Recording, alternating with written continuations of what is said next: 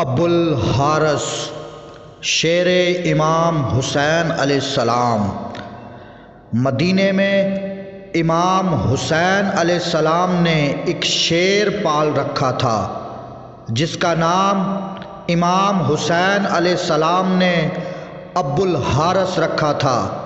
جب وہ شیر جوان ہوا تو مدینے کے لوگ اس شیر سے ڈرنے لگے۔ مدینے کے لوگوں نے کہا کہ یہ شیر اب جوان ہو گیا ہے، ہمیں اس سے ڈر لگتا ہے، آپ اسے آزاد کر دیں۔ اب امام حسین علیہ السلام ابو الحارث کے پاس آئے اور فرمایا، اے ابو الحارث، میں تمہیں آزاد کرتا ہوں اور ملک عراق چلے جاؤ، وہاں نینوا کا ایک جنگل ہے، اس جنگل کا بادشاہ جو شیر ہے وہ مر گیا ہے، تم وہاں جا کر بادشاہی کرو، اور ایک دن ایسا آئے گا کہ تمہاری ملاقات مجھ سے اسی جنگل میں ہوگی۔ امام حسین علیہ السلام کا حکم مان کر ابو الحارث مدینے سے چلا گیا۔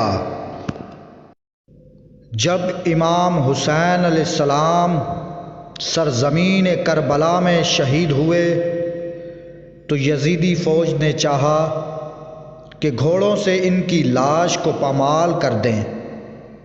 جناب فضہ سلام اللہ نے پاک بی بی سیدہ جناب زینب سلام اللہ سے کہا کہ اے میری سیدہ، رسول خدا صلی اللہ علیہ وآلہ وسلم کا ایک غلام جو سمندر میں سفر کر رہا تھا کہ اس کی کشتی ٹوٹ گئی، وہ کشتی کے ایک پھٹے کا سہارا لے کر ایک جزیرے میں پہنچا۔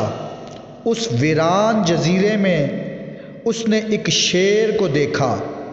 اس شخص نے اس شیر سے کہا کہ مجھے اذیت نہ دینا، میں رسول خدا صلی اللہ علیہ وآلہ وسلم کا غلام ہوں۔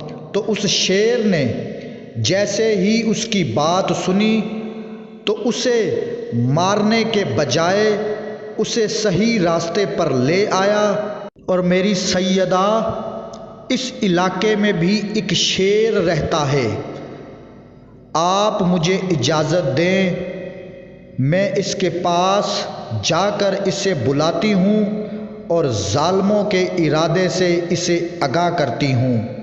جناب فضہ سلام اللہ جنگل کی طرف گئی اور انہوں نے ابو الحارث کہہ کر شیر کو صدا دی۔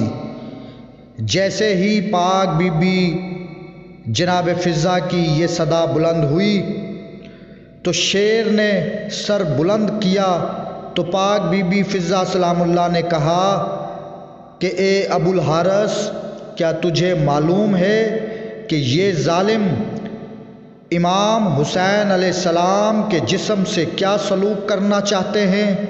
یہ لوگ گھوڑوں کی ٹاپوں سے ان کے جسم کو روندنا چاہتے ہیں۔ ابو الحارث یہ سن کر باہر آیا اور مقتل میں آ کر امام حسین علیہ السلام کی لاش کے پاس بیٹھ گیا۔ اتنے میں ظالموں کے گھوڑے جب قریب آئے تو انہوں نے یہ منظر دیکھا۔ عمر بن سعد نے کہا کہ یہ ایک آزمائش ہے، اسے مت چھیڑو اور سب واپس چلے جاؤ۔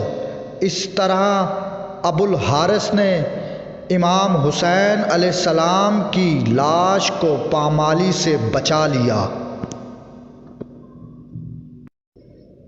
یہ وہ خاندان ہے آل محمد کا کہ جن کا حیا، جن کی تعظیم حیوانوں اور جانوروں نے کی، مگر افسوس کہ انسانوں نے نہیں کی۔